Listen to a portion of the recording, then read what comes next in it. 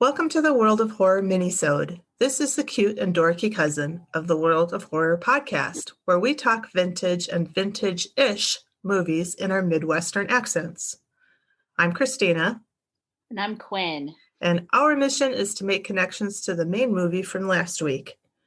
Last week, Mac and I covered the 2003 Korean psychological horror classic, A Tale of Two Sisters, and the 2009 American remake, The Uninvited. As both versions featured traumatic memories and ghosts, I thought it might be fun to look back on a couple of vintage movies that deal with similar themes.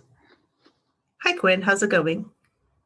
Hi. It's going well. It's Easter Sunday as we record. Yeah. Yeah. So we're either fulfilling the promise that Jesus made to us, or we're being incredibly sacrilegious. I mean, it's always just a toss-up with your decisions, really. Yeah. Yeah. Okay. So we, in a minute, are going to start our first segment, which I very rushedly decided to title, May I ask you a somewhat personal question? Do you have an imagination?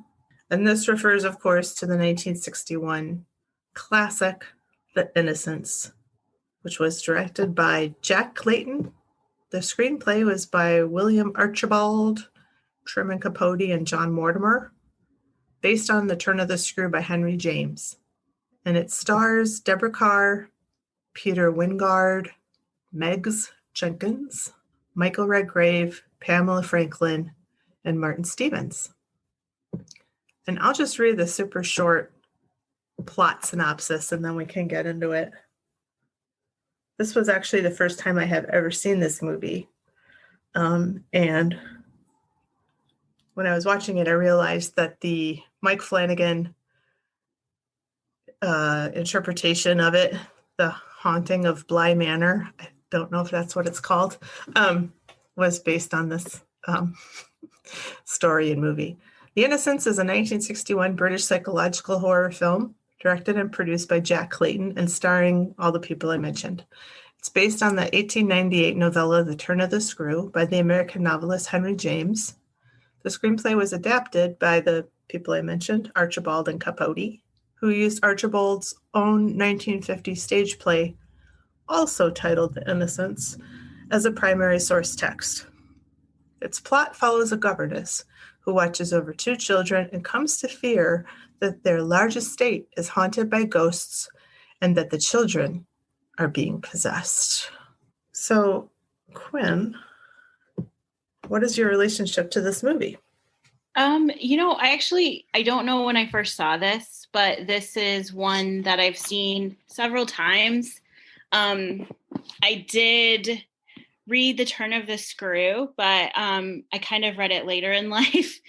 I had mentioned to you that I was listening to it on an audiobook like maybe 15 years ago or something, and they were the CDs, and the last few chapters just had this huge gash in them. So I was so into the story, and then I got to the end, and I mean, I couldn't listen to it anymore, and I was in the car driving to Michigan, and it was pretty tragic. So then I did pick up the book and read it, and I loved it, and I wondered why I hadn't read it before, but I had seen The Innocents before that time. So I knew the story in general. So I don't know exactly when I uncovered this beauty, but it's been in my life for quite some time. And I know you said this was your first time watching it, so which is cool because this is I think it's a gem, and I don't feel like it's discussed enough. And there's so much going on that is just so beautifully done. Yeah, I think I really liked the most the cinematography. That was probably my favorite part of it. I mean, I enjoyed the performances, but I liked looking at this movie. It's really beautiful, and there's a lot of cool stuff we could talk about a little bit later that the cinematographer did in terms of setting up shots and playing with the lenses themselves. So I really enjoyed that. And you were saying that, I mean, if we think about this, 1961, this was a year after Psycho was released. And so the studio wasn't really thrilled to have another black and white film out there. And it was feared that the public wouldn't like it because it wasn't in brilliant color. But Clayton insisted on it, and I think he was right to do that because I really can't imagine this in color. Yeah, I agree. I think it's a huge risk to have taken. Um, and especially at the time, like you said, and having just seen Hitchcock do it with Psycho and him having done it for very specific and particular reasons. One being finances, one being what he could get done in black and white versus color and pass the censors. But for this one, it makes so much sense in terms of when it's set, but also, like you said, the cinematography is what struck me this time as well so much. And it's just some of those things are so difficult to achieve, but I almost think impossible to do it in color. The shadows and the lights, and I think eye lights are kind of, sometimes they can be really gimmicky, and they were used a lot in this film, but I think done so beautifully and so well. And they're just used to highlight different emotions. And one thing that I think could be said about this without going into a lot of the real technical stuff is that the film itself is one of those that just, it hinges on your own interpretation. So whatever you gather through the viewing of the film, I think determines what you think. Is the house haunted?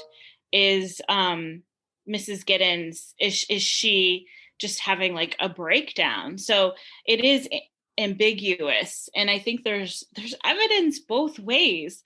And like I was saying to you early before we started recording, it's really rare that I can watch a film and there are so many films that I love that are ambiguous and whatnot. I love that idea, but it's so rare when I can end the movie and say, I could go either way.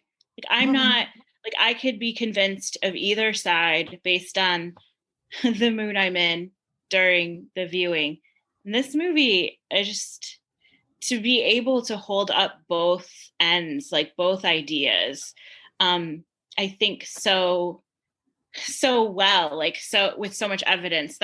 Such a that's such a testament to good storytelling. And I do think a lot of it does rest in that cinematography. Yeah, I agree. I think my opinion was colored by The Haunting of Bly Manor, because in that one, the director seems to heavily suggest that the ghosts are real. And in this one, it is a lot more ambiguous. In fact, I would probably fall on the side that it's all a delusion in her mind. But you don't have to. I mean, you can, like you said, there's evidence both ways, and that's a pretty big achievement. These two kids, they're orphans, right? Their parents are gone. We don't really know how they died, but they're left to their uncle, who is like admittedly super selfish. And he's like, I love to be alone in London. I like to do my thing. And, it couldn't be more unfortunate that these kids were stuck with me and I'm stuck with them, basically. But he's like, I can't do this. I'm not going to, and I'm not going to pretend that I'd be good at it. So I got to just find someone to help. And, he says to her in the interview that I think he reveals it, that their former governess died. And so he's looking, for someone to fill that role.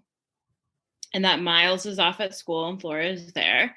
So she takes the job and gets to the house, and she's like just awestricken by the beauty. and she meets Flora, and right away she's like just in love with Flora. And then I guess that would be when she would meet Mrs. Gross as well. And there's other folks that work around there, but you really never see them. So then it just becomes kind of her relationship with Flora, that plays out in this sort of mansion. And I love the scene. I think it's before Miles comes back, where Flora's like, no, it would be when Miles does after he comes back, but they're asking her like where she grew up, and she was like, oh, it was a really small place, and my father was a preacher, so we had to be really quiet.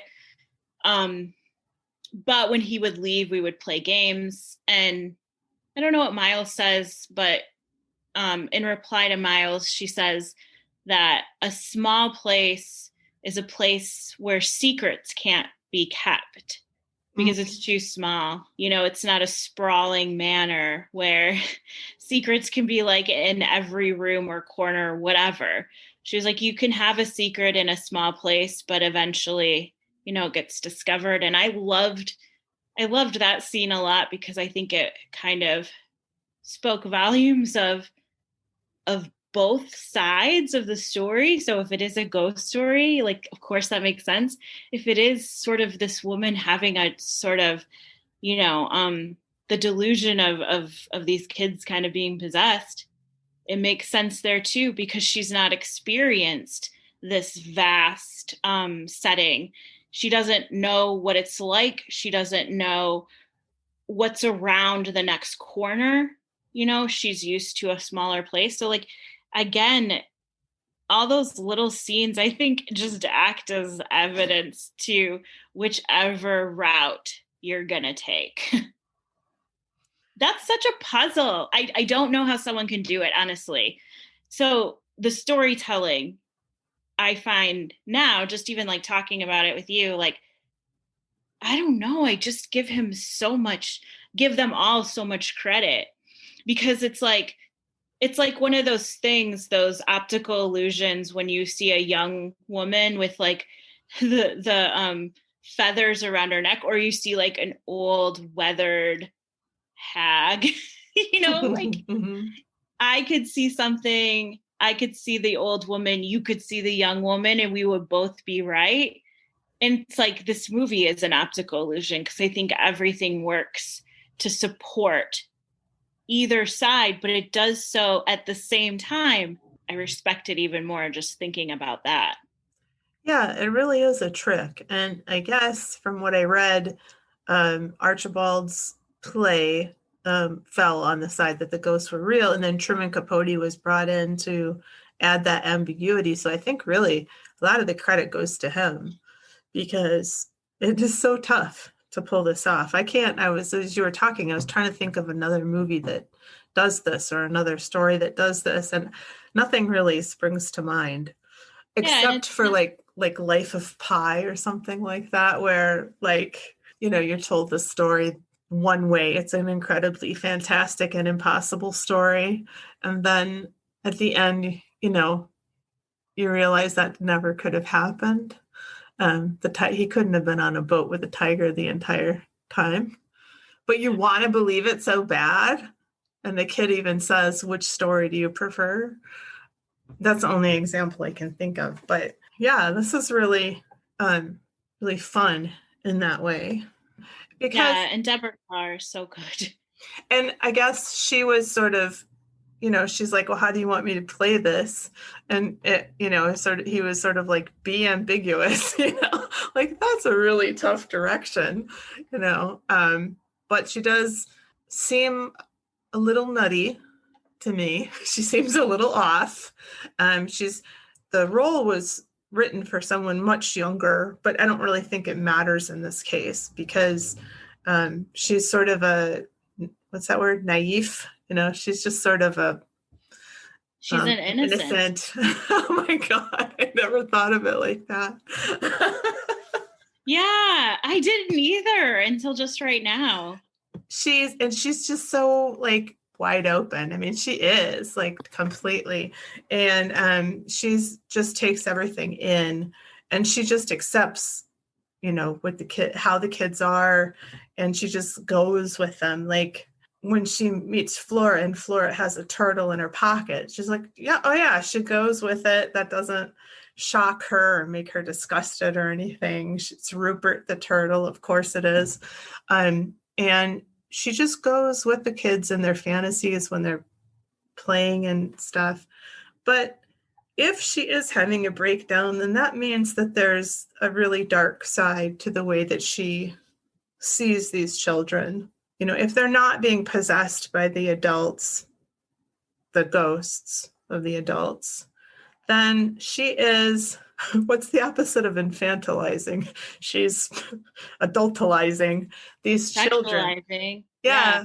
And that's a very disturbing conclusion, and probably one that we don't want to draw, but that's the alternative, that she is repressed sexually, and she's sort of putting that frustration out there onto the kids, and that's quite disturbing.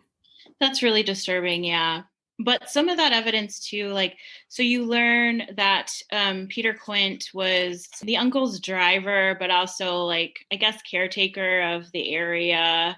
And then Miss Jessel was the former governess, and the two of them, they were having an affair, and they both ended up dying. But she learns of this affair and does kind of obsess over it a little bit. And she's also kind of obsessed with it, but also disgusted with it. And so I think they're sort of sets the breadcrumbs of the repression, perhaps.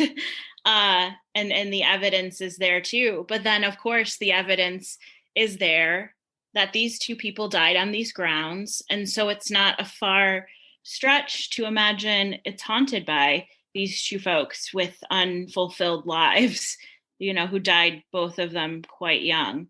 So she starts seeing Peter Quint, and I love those scenes too, because they're just really well done, I think, because you can be super corny in older ghost films. He just kind of appears in the window, and you see her reaction of that. And then you see Miss Jessel a few times, but she's only in the same place, across the lake, and just standing there, and you never really see her features or anything like that. She's just kind of this beautiful, kind of the witch of the water, but she's not a witch, of course, but this beautiful figure. But you're only seeing her from far away again. And so, but yeah, you're right. To think of it as a delusion, it does really layer in a much darker tale. And it is dark already because these two people died there. Well, and also the kids are these orphans. We don't know how they came to be orphans, but this is really a tragic story for these kids. They don't have any living relatives who want anything to do with them. And yes, they have a wonderful setting, where they live, but there's death all around them, and their only quote family are these caretakers. And it's awful. I think it's really sad. Yeah, and they're completely isolated. There's no other little kids that you see them come in contact with besides Miles, who gets kicked out of a boarding school at the beginning and is sent back. But other than that, they don't have any other interaction, and they don't seem that strange. I mean, it could be argued that Miles does. He seems older. And of course, Giddens thinks that he is possessed by Peter Quint, or Peter Quint is inside of him or whatever. And that is why he appears to be this, old soul sort of. But yeah, other than that, they don't seem that strange, but it's always in the back of your mind that, yeah, their parents died. They are just being raised by the caretakers of this estate who have been dying off. Or at least two in the recent past. Mrs. Gross, from time to time, she seems to be on Get Inside in terms of like, yeah, I think maybe you're right. But she never, it also can be seen, I think, while watching the film, it can be seen as though she's trying to kind of like, I don't know what the word I'm looking for is, but try to like just, what's the word I'm looking for? You always know the word I'm Like looking for. appease or pacify? Appease, pacify, yeah. She's like, oh yeah, you're right. Maybe it is this. But there's no conviction there. No. And their relationship is kind of weird because she does kind of go back and forth, but never again with any conviction. So, her thoughts and ideas are neither they don't fall on either side either. I think that she's also a good like pawn to be used in evidence of whatever road you take. But at the end she does take Flora away after Miss Giddens asks her to take Flora away so she can be alone with Miles, so that she can really like get it into Miles' head that he's being possessed by Peter Quint, which seems like a bad idea anyways. But Mrs. Gross does take Flora away. Mm-hmm. So thankfully, yeah. So whether or not she believes her, I mean, even if she believed her or didn't believe her, I think that's kind of a bad idea though, to leave Miss Giddens with Miles alone. But yeah, I mean, I think like Miss Gross is so simple in that she doesn't have an imagination. She only follows orders, and she's in her role. She does her role to the best of her ability, and that's the end of it. She doesn't speculate on a lot of other things outside of that. So when she's asked or told to take Flora away, well, she does. I mean, she's not going to sit there and argue about it.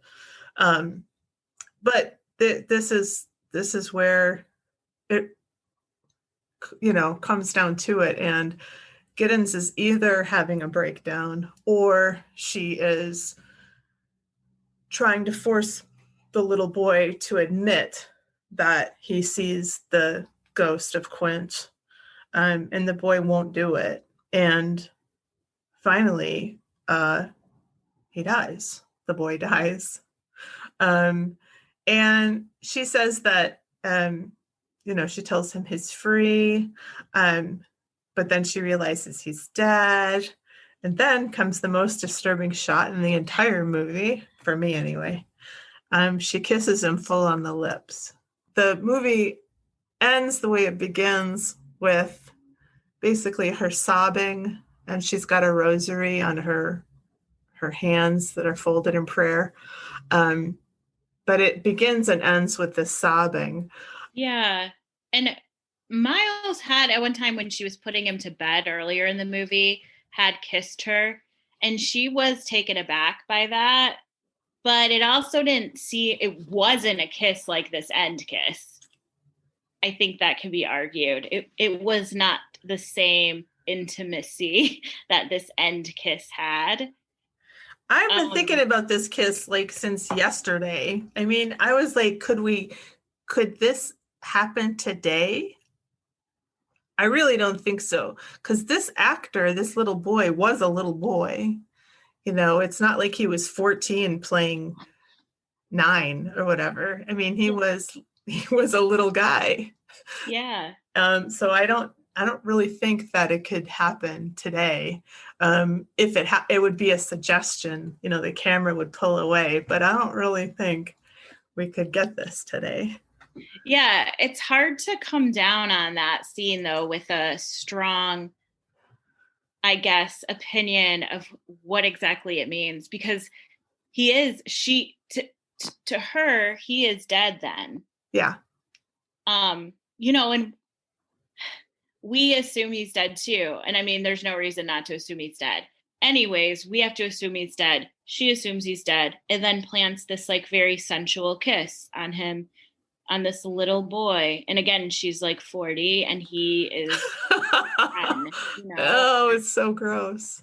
Yeah. But even if she thinks he's the No, she would think he's Miles, not Peter. But did she want it to be Peter in some way? Like, did she want the boy to be a man? Right. And then in that case, is does she want him to be Peter because she's Miss Jessel? Oh God, this lady. I don't I know. like though too. I meant to mention this, and this is like going really off topic, but the beginning of the film, it starts with like 30 or 40 seconds of just black screen. Mm-hmm.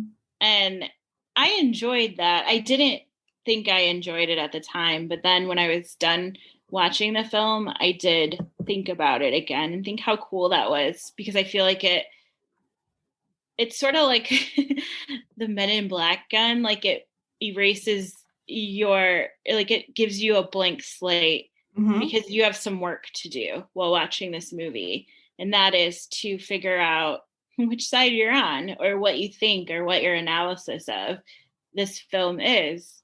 And like it is not an easy watch, and it's really well done, and I thought it was scary.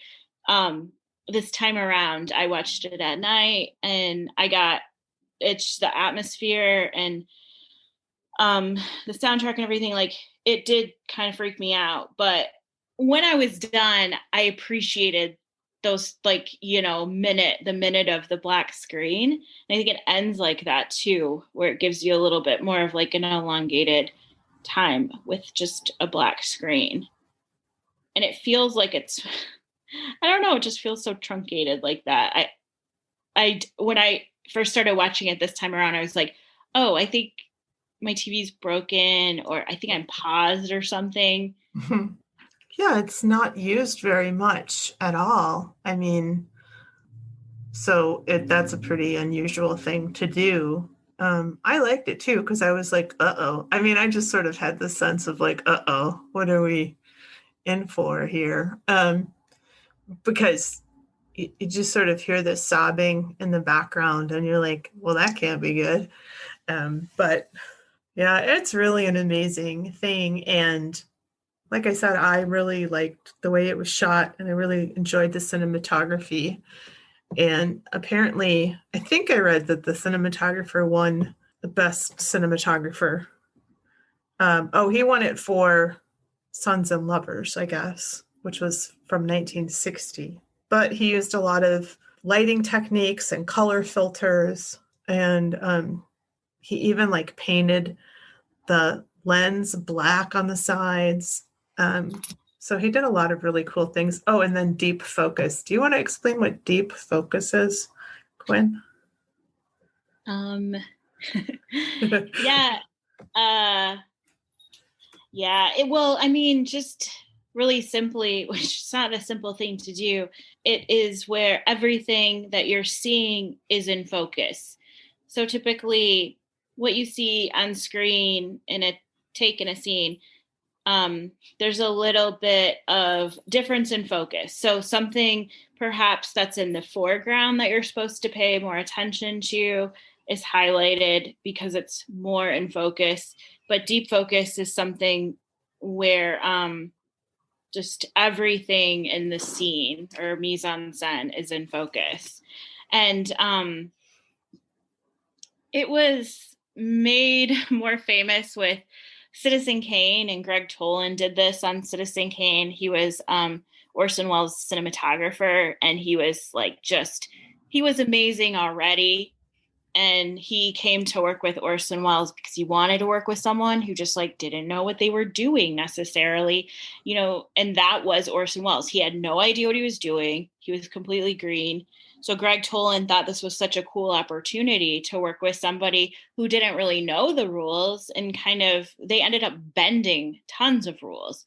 And one of those rules was deep focus. And so he really worked on it throughout Citizen Kane. Where there's several scenes where everything is just so clear and crisp because everything is so important and meaningful and nothing is unimportant. And I mean, it could be said that anything that is within a scene that is on the set, if it's there for a purpose and for a reason. but to use deep focus is kind of just saying, yeah, everything's here and nothing is more important than anything else. So it's cool to see. It's hard to do, from my understanding. I've not done it, but it's a very difficult technique to achieve, and to achieve well, which, I mean, it can be said, of course, Greg Toland did a very amazing job on Citizen Kane. And this, Freddie Francis, also just beautiful. And you noticed this more than I did, this viewing. I didn't. I Yeah. don't know what I was. I didn't. It didn't catch my I'll try to find some stills to put in the Instagram post or whatever. But I noticed it because I love it. It's my favorite. It's my favorite thing. I think I can't remember the first movie I saw it in, and I like took a picture of my actual TV screen and I sent it to you, and I'm like, what's going on here? Because I just love this technique. Yeah, because usually, like, if you see, I don't know, somebody sitting in a chair behind somebody else, and you see the first person closest to the camera, that person will be in focus, and the person behind them will not be in focus. So, but to have them both in focus to the same degree is cool. I love the way that looks. Yeah, it looks cool, and it's also just it's sending a really distinct and direct message. And if we don't find a still from this, the really famous scene, and it's done in different scenes in Citizen Kane, but the really famous one is when you first see the flashback of Kane's mother and father. So in their Colorado home, in the lodging house. So, and it's kind of a lot of exposition about where he came from and what his parents were like and what his childhood was like, and his mother being such a protector figure to him, and protecting him from the father, and just growing up in that way. But the window is open and you can see like little Kane outside throwing snowballs, and you also see the sled. So Yeah. it's just like, it makes so much sense that it was used in that scene, because it is like layer and layer and layer of importance. Yeah, I saw in the trivia, Peter Quint's unworldly. I loved his unworldly appearance. At the window was achieved by putting Peter Weingard on a trolley and wheeling him up to and then away from the window. Of course, Yeah, it it makes was like he total was sense. floating. Yeah, I love. I'm getting really into like trying to decipher trolley and dolly versus any sort of steady cam, and that's like becoming my thing, to try and figure out just by watching what was used. But I just was in awe of that scene, and I didn't Mm-hmm. even think about how it was done, but of course, like, Of that makes so much course. sense. Beautiful. I am too. And I like the other day I sent you that clip of that Jee Woon action sequence where he had, I don't know, posted a camera on the back of this car or something, but also on the back of one of his actors. I think, just like the actor was like going over an obstacle or something, and it was almost like a GoPro, but we figured it was probably too early for GoPros. But yeah, I just think it's Yes, I cool. think it was a glide cam. Yeah, like a newer, like steady cam, but a newer version, like some sort of glide cam, I think. But that fascinates me. I love to see that. That was such cool action scenes in those clips. Yeah. And then I think like something else to be said from trivia, and this like kind of weaves us back into other World of Horror films, but during the cursed video in Gore Verbinski's The Ring, about 25 seconds in, a young boy's muffled singing can faintly be heard. And that audio track is taken from this movie and from Miles. That's so crazy. It all fits together somehow. I know everything just connects in this beautiful world of film. Also, I found that Guillermo del Toro loves this movie. He also loves The Uninvited, which we'll talk about in a second. But also, Harold Pinter was consulted on the screenplay.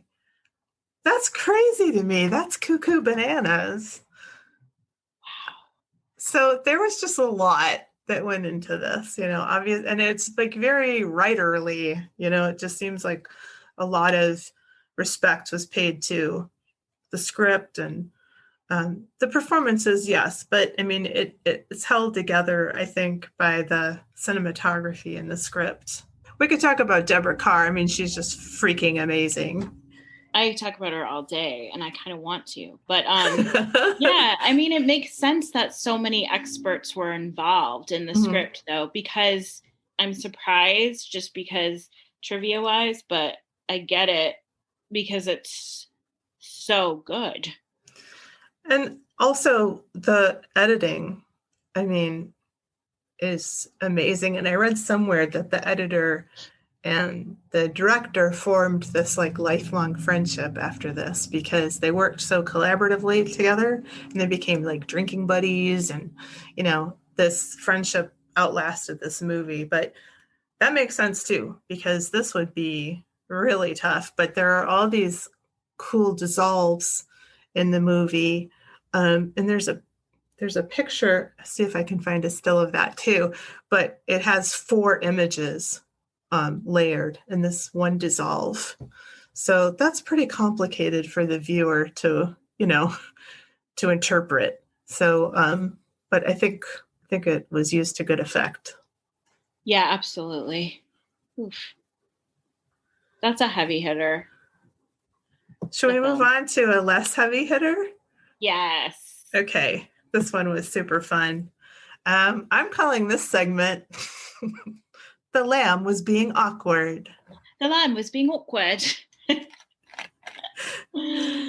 The Uninvited, directed by Lewis Allen, the screenplay by Dodie Smith and Frank Partos, based on Uneasy Freehold by Dorothy McCardle. And it stars Ray Milland. Is that the way you say that? Ray Milland. I don't know. I mean, I always say Ray Milland. Ray Milland. Yeah, but I've been known to mispronounce actors' names, even in this podcast. So, woof. Well, I'll put both in and then I'll check and then I'll edit out what's wrong. Ray Milland, Ray Milland. Ruth Hussey, Donald Crisp, Cornelia Otis Skinner. I like that name. And Gail Russell. Dead at 36. Spoiler alert. So sad. Stella! The Uninvited is about a brother and sister who purchase a home in Cornwall plagued by paranormal events. So first off, you and I were both like a brother and sister. Like he calls her literally sister, like, hey sister, let's take a look at this house. And I'm like, is he just using that like in an affectionate way? That's his girlfriend, but he's calling her sister? Nope. That's really his sister. Yeah. And they get into the house and they're like, this really reminds me of when Mother did this and we flew down the banister. And it's just like, what are you two doing? Like, this is I don't know. This is like this could be the premise to a late 90s Adam Sandler movie. Yeah. But it's lovely. And for some reason, because it's so weird, so it's Pam and Rick. Rick, played by Ray Milland or Milan. But he is such a character in this movie. I loved him so much. I mean, like I think he stole many scenes that were not his to keep, but he stole them. So they the short plot summary, there's sort of like these creepy undertones. And when they go to actually buy the house after finding out a little bit more information, they go to this man who owns it, and his granddaughter Stella is there, and she says, "Oh, it's actually not for sale." But then his her grandfather says, "Oh, it is for sale, and you should tell them about the price. Tell everyone about the price of the house." Okay. Well, yeah, it's sold for this incredibly cheap price. So the film is set in 1937, and it's 1,200 pounds in 1937. That would equate to about 6,000 at the time, or 109,000 in 2019. This house is a beachside house. It's enormous. And the commander, is that how he's called? Yeah, he keeps talking about how like the beams are 200 years old, and they're going to withstand the weather and everything. And so yeah, it's really, they got it for a song. Yeah. So Pam and Rick, they put all their money into it, and Rick is a music reviewer, but he's also a musician. So Pam suggests that he can kind of like, keep writing, but also just work on his own music. And I don't know what Pam does, but she kind of sticks around and gets the furniture moved from their London flat. Well, I think they live in different places in London. And so she gets all that like moved over, and he's like still working. And then, before he leaves, he does go out on this quasi date with Stella where he takes her out on the water, and he's like, "Oh, I've got a strong stomach," but then he gets really seasick, and it's kind of funny. And you get to see Stella, and she is no longer like sort of she seemed kind of like a troubled soul. And the commander says things like she's not strong enough for friends and things like that, so you don't know much about her. But after this date, you see her sort of come alive, and she definitely has this fascination and this draw to the house. And we find out that it was her mother's house, and her mother died there. So and that happened when she was young. She only lived there until she was 3, and that's when her mother died there. And then she never lived in the house again. She went to go live with her grandfather, the commander. So after Rick comes back from London, then kind of everything starts to play out. So he comes back, and we understand that Pam has been there for, like several weeks or so. And every night she hears a woman crying in the middle of the night, and it seems to stop at dawn, but she never mentions it to him.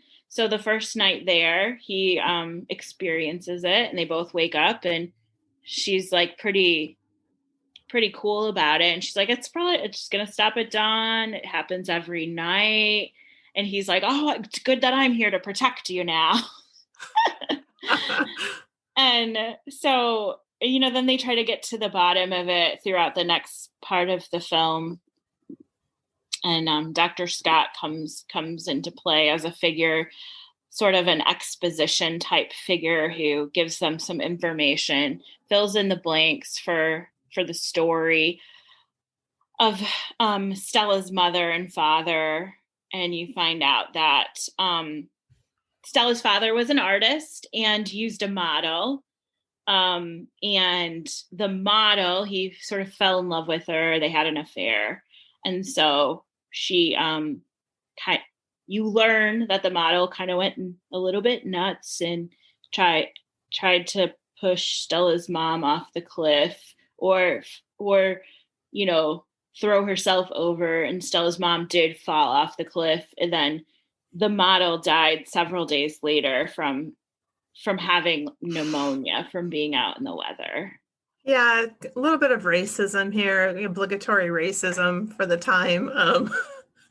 Carmel, the model, is described as a Spanish gypsy, and she's first described as a very like deceitful and underhanded person, but then we come to find out that she wasn't. She was just the mother of Stella, and she just wanted her own baby. That's all. Yeah, so we learn we learned that they the mother, Stella's supposed mother, and father took Carmel to Paris and then took the baby with them back to Cornwall.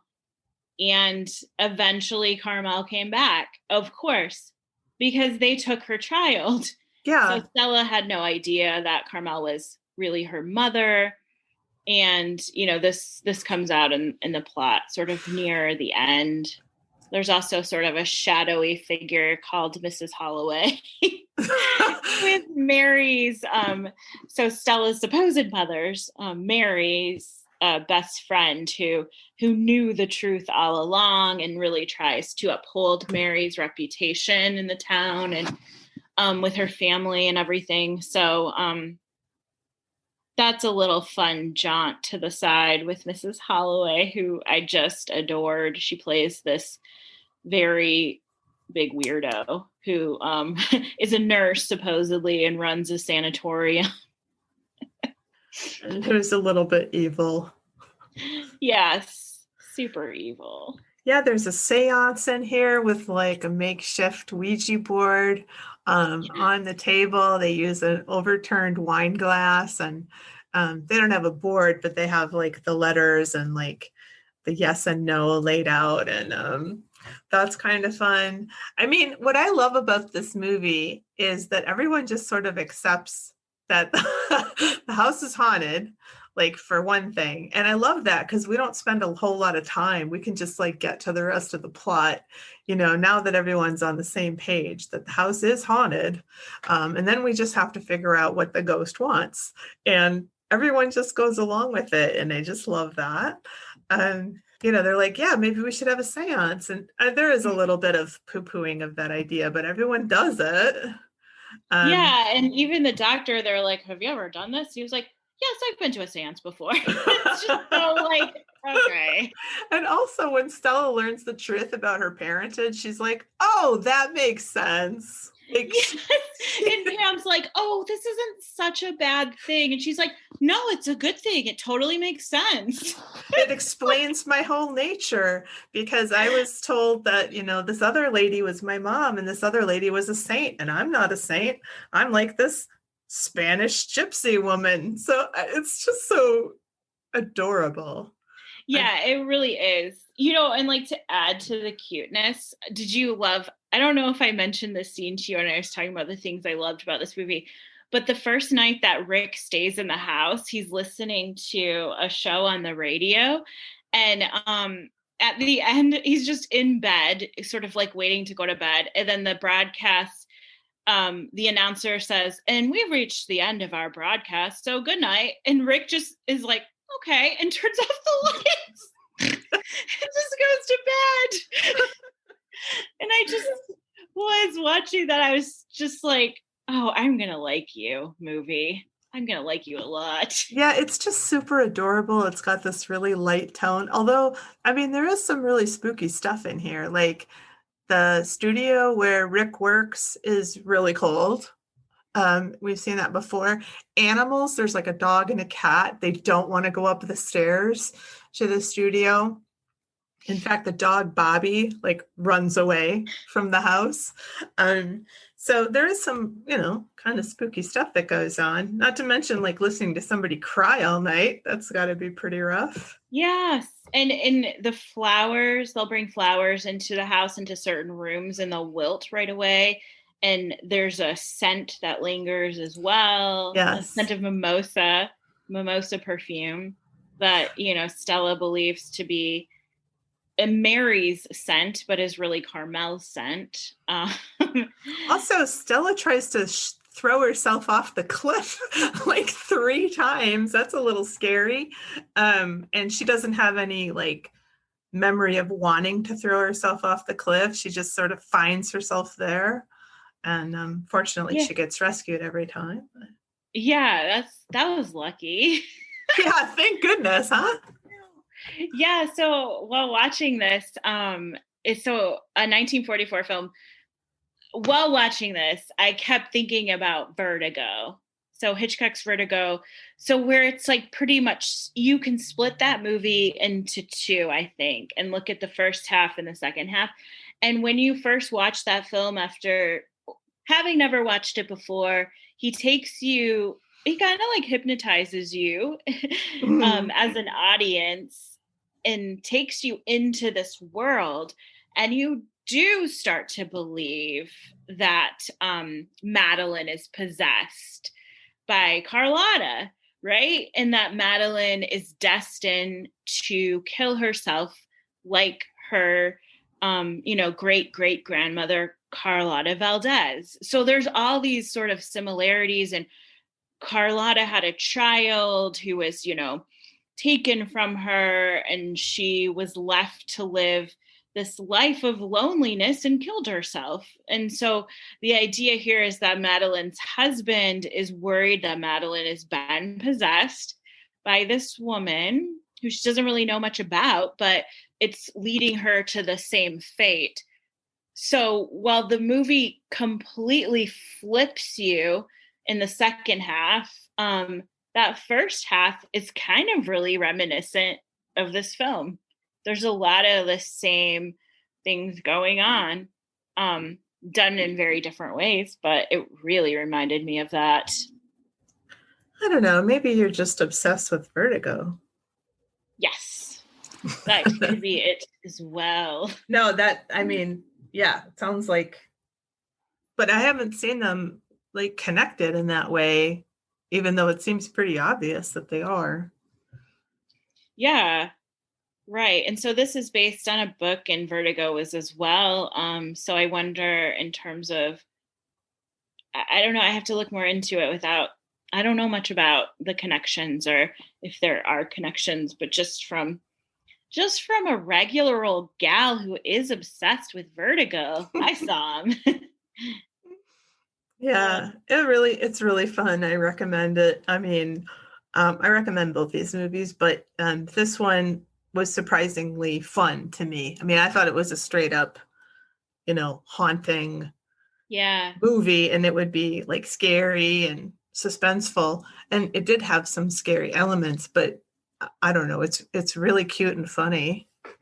Yeah, and also I think it should be said too that while it seems to be all of these things, and it's very difficult to see in a movie like in 2021 mixing these genres so elegantly.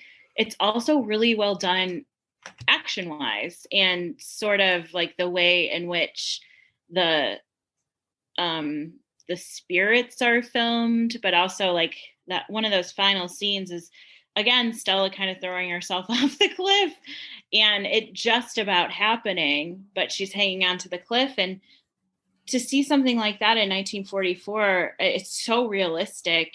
And also the director was using some Dutch angles really well and like very subtly, and I love that. Yeah. And the end of the film is sort of like a wackadoo comedy where when you learn that Stella's mom is Carmel and that Mary is not her mom, but this sort of like crazy figure, Rick almost like turns to the camera. I mean, he doesn't, but like it feels like that. And he says something like, well, that could have been my mother-in-law. And then they see the cat going up the stairs and they say, oh, that's the first time he's been up there. I bet Bobby will come back home. And then Dr. Scott like almost turns to the camera and says, well, Pamela and I have other plans for Bobby, like meaning that they're now a couple. Like And Rick and suddenly Stella are now like, official. an actual official couple. Yeah. God, I mean, Rick has got to be like 30 Or- years older. And we don't ever talk about that in this film, but like 30 years older, you think he's 50? yeah. Oh my God. I don't know that though, but I mean, yeah, it was startling to be like, oh, he's going to be interested in her. Yeah, she's But 20. They push that a lot. Like she's 20 she's years 20. old. She's not 19. She's 20. Um, but yeah. But Oh, also Rick is just like, I gotta say, it's not that I'm attracted so much to him, but like I am attracted to the character that he becomes. Like he is funny and you don't know what's coming out of his mouth next, and he is quick-witted, and that's attractive. oh, I don't have a problem with you being attracted to Ray Milland. That Well, I'm doesn't sound more right now. Ray Milland. Ray Milland. Quinn and Ray sitting in a tree. So I don't know. This is a really morbid thing to say, but I'm wondering when we do old movies like this, if we should find out if everyone's dead. Yeah, I think that's a good idea. I think we should start integrating that. We know that Gail is dead. She We can died. probably with certainty say that Bobby is dead. Oh God, that's, you know what? I always think that, like when I see an old black and white movie and there's like a dog, I'm like, oh, that dog's dead. Well, that dog's dead. But like like what movie was it? Like, I don't know, something like 12 Angry Men. Um, I've seen that movie a bunch of times, and I think now everyone actually is dead. But for a long time, there would be like one holdout, you know, everybody except this one person. But I think everyone's dead from that movie. Yeah. I think we should probably. I don't know why. I just think it's so cool that like dead people like are, you know, while they were alive and doing their acting thing, they were recorded and we get to enjoy them. So even though they're dead, you know, they're alive for us. And I just think that's so cool. Yeah. Yeah, I like that too. So I read that Guillermo del Toro also liked this movie. He identified it as one of his 6 favorite, quote, fright flicks. Moyna McGill, who is Angela Lansbury's mother, can you imagine how old she is? Well, she's dead too, sure. Has an uncredited role as the customer who enters the cigar shop, where Rick, is speaking with the proprietor. And that's just a sweet little scene. And like, I don't even know why that scene is there. Yeah, and he's admiring the postcards, and they have postcards of the home, and he's like, do you have a dozen? And oh yeah, like, oh, I think, but we have 9 or something. Yeah, but it's I just like really that sweet. too. I just remembered that scene quite a bit. Yeah, this was a movie that I watched when I was real young, and I was afraid. It scared me because of the ghosts, you know, especially the one that you see at the end. But I just remember liking it and thinking it was so good, but I haven't seen it in so long. And I don't remember thinking that it was this fun, but it certainly is so, so fun. And I know sometimes people might be, you know, reticent to watch an old movie from 1944 or even 1961, especially if it's in black and white. You think, oh, geez, you know, there's going to be old crusty people talking about old crusty things. But this one is just a delight, you know. I think that even if you're not into black and white movies, I think anyone would enjoy this. It's just so darn delightful and charming. Yeah. And you know, you and Max say in World of Horror that you're not afraid of subtitles. That's another thing that, you know, people are reticent to probably accept. But black and white movies are as well. So Well, and I I'll don't know tell if you accept it, then you like are gonna open yourself up to such a history that needs to be seen. Yeah, and I'll tell you a little secret that Mac doesn't, or until recently, didn't really like black and white films.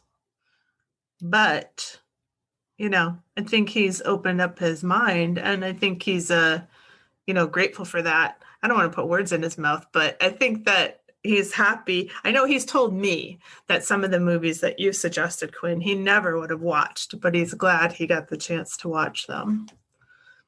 So, Yeah, yeah. that makes me happy. Yeah. Any final thoughts on The Innocents or The Uninvited, Quinn? No, I think we said so much. I think we solved it. I think we solved it. And I think that, I don't know, again, like these two films together were a lot of fun to watch. And like you said, I would completely recommend them both for different reasons. But yeah, both just wonderful and both delightful in their own ways for different reasons. The Uninvited is just so fun, and The Innocents is just so beautifully well done. I totally agree. I'm really happy I watched them.